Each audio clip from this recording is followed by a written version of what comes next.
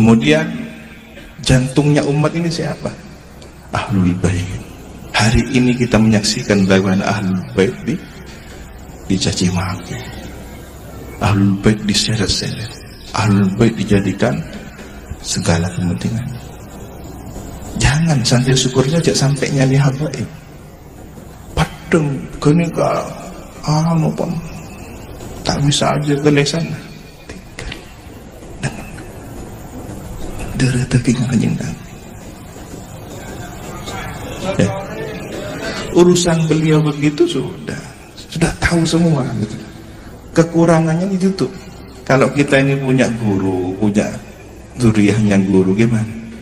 Padeng hendak tidak tua kisah lama. Nah, ini keturunannya Rasulullah. Tua kisah lama. Cak noroknya ada. Jangan sampai mata abadiga Arab bahir. Jangan. Itu mencit dia kan. Doakan selamat, doakan baik, doakan hidayah. Agar nggak kembali kepada kita kan gitu. Apalah masalah anda tak datang. Misalkan bahasa begitu, anda jangan ikut begitu, jangan nyinggir begitu.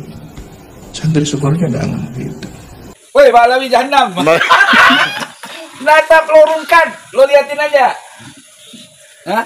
Ilmu orang ada. Ya. Nasab orang arti. Betul. Ya. Ngagulnya selangit. Nah. Ya. Insyaallah. Buset. Dawir mulu. Nyari apam gratis. Malu ngapa malu? Udah, rungkan lo. Ngaku tuh bukan keturunan Nabi. Ngaku keturunan Nabi. Nun mati ketemu bau udah tahu. Ya.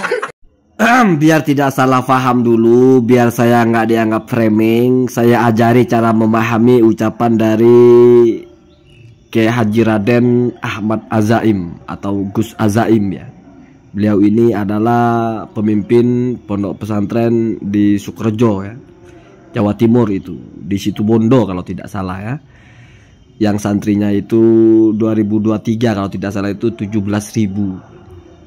Ya ini bukan masalah jumlah santri, setidaknya biar kamu kenal sosoknya orang ini. Orang kalau kenal pesantren Sukorejo itu Safiyah Salafiyah itu didirikan oleh Kiai Haji Raden Samsul Arifin, dilanjutkan oleh putranya beliau yaitu Kiai Haji Raden As'ad Samsul Arifin ya. Kita tahu kalau Kiai As'ad itu siapa ya. Kemudian dilanjutkan oleh putranya lagi yaitu Kiai Haji Raden Fawaid. Nah kemudian dilanjutkan oleh ini menantunya ya, menantu sekaligus ponaan kalau nggak salah ya. Beliau itu yang pertama mengatakan jantungnya umat itu adalah Ahlul Bait. Oke, misalnya kamu bilang itu Ahlul Bait pak, bukan habaib. Perhatikan kalimat selanjutnya. Sekarang habaib sedang dicaci maki. Kemudian setelah itu apa? Jangan, santri Sukorejo jangan begitu. Di darah mereka atau di dalam diri mereka ada darah Rasulullah Shallallahu Alaihi Wasallam. Jadi terserah kamu mau menganggap habaib Ahlul Bait atau bukan. Setidaknya walaupun kita pakai pemahaman yang paling aneh, dipecah antara Ahlul Bait dan habaib, Kiai ini mempertegas dalam diri habaib itu ada darah Rasulullah. Mereka keturunan Rasulullah. Itu yang pakai bahasa Madura begitu ya. Walaupun mereka itu omongannya begini begitu, biarkan saja. Jangan dinyinyirin, jangan dicibirin. Mereka keturunan Rasulullah.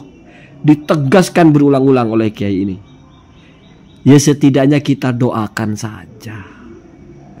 Jangan. Walaupun saya salut sekali sama Kiai ini karena beliau itu tidak lupa untuk membatasi kapasitasnya ya. Itu tawaduknya beliau itu. Hanya bicara sebagai pemimpin pesantren sehingga mempertegas santri Sukorejo. Artinya kalau kalian bukan, kalian tidak mau ya silahkan. Kalau kalian santrinya keimat ya silahkan. Ini gaya ulama begitu ya. Jadi tidak merasa dia menasihati semua umat, enggak. Ya setidaknya untuk santrinya, untuk orang-orang yang datang dititipkan kepadanya amanah di hadapan Allah untuk dibimbing, maka dipertegas bagaimana manhaj pesantrennya. Tidak boleh nyinyir pada habaib. Bahkan ada narasi-narasi beliau itu Jangan sampai kita bilang pulangkan saja mereka. Jangan. Mereka keturunan Rasulullah. Jangan sampai kita juga bilang, ngapain sih mereka datang terus ini Habib. Jangan. Walaupun sebenarnya kalau kamu memahami narasi dengan benar, ya ahlu bait ya habaib. Yang pertama dia menyebut secara umum, lalu dia menyebut salah satu dari kelompoknya. Ya, kelompok dari ahlu bait itu ya termasuk habaib. Artinya karena kan kamu taunya habaib itu dari Sadah Ba'alawi. Ya, kalau yang lain kan nggak dipanggilnya habaib katanya, begitu ya. Jadi kalau kamu ingin ikut ulama yang ya nggak usah kita bicara keilmuannya lah, bicara kiprahnya lah. Bagaimana seorang ulama yang mengumandani pesantren dengan 17.000 santri, belum alumninya. Perhatikan bagaimana prinsipnya kepada habaib seperti itu. Tapi kalau kamu lebih percaya kepada Kiai Haji Imaduddin, lebih percaya kepada Tengku Mudakori, lebih percaya kepada Pak Sugeng, ya urusan kalian ya. Satu catatan saya, salut kepada Kiai ini karena beliau selalu membatasi santri Sukorejo. Saya jadi ingat ucapan dari Abdul Mawahib ya, Ibnu Asy'arani ketika mempertegas bagaimana ekstrimnya sikap beliau kepada habaib.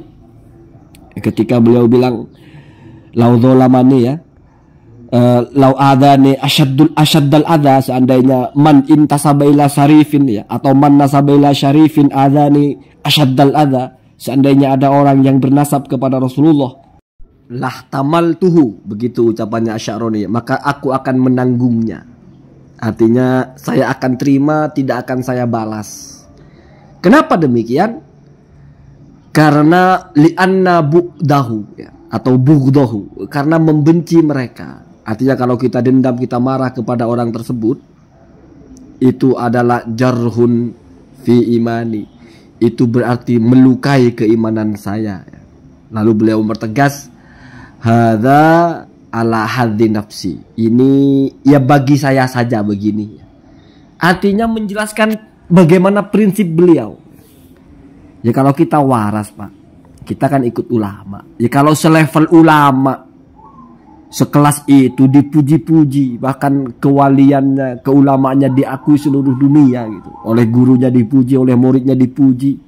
Bahkan muridnya sampai gurunya sampai berdoa, hasyaroni fi zumratihi, semoga Allah nanti bangkitkan saya bersama kelompoknya murid saya ini Asy'arani. Sebegitu agungnya orang ini, punya prinsip begitu. Terus kita siapa Pak?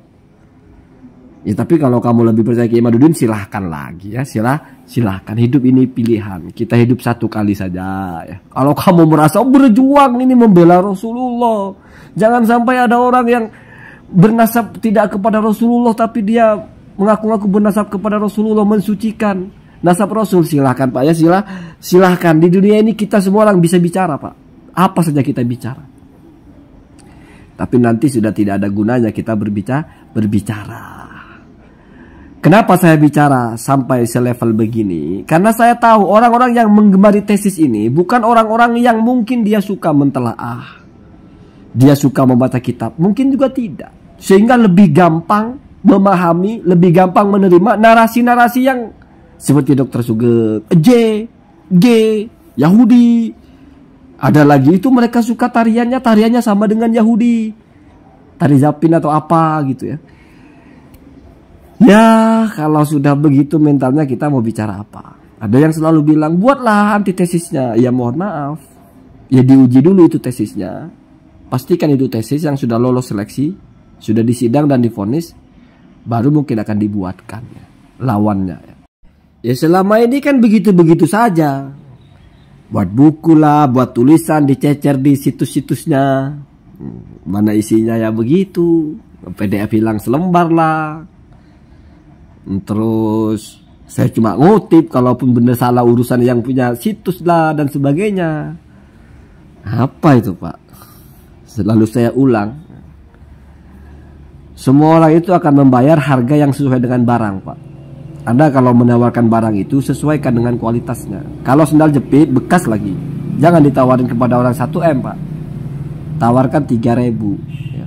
Mungkin orang masih nawar lagi 2.000, jual. Segitu levelnya gitu loh. Artinya ini apa? Kan begitu. Selama ini kan belum pernah ada sesuatu yang disebut tesis ya. Tesis artinya itu seperti sebuah karya tulis akademis, di atasnya skripsi, di bawahnya disertasi. Tapi nggak pernah jelas siapa yang nguji.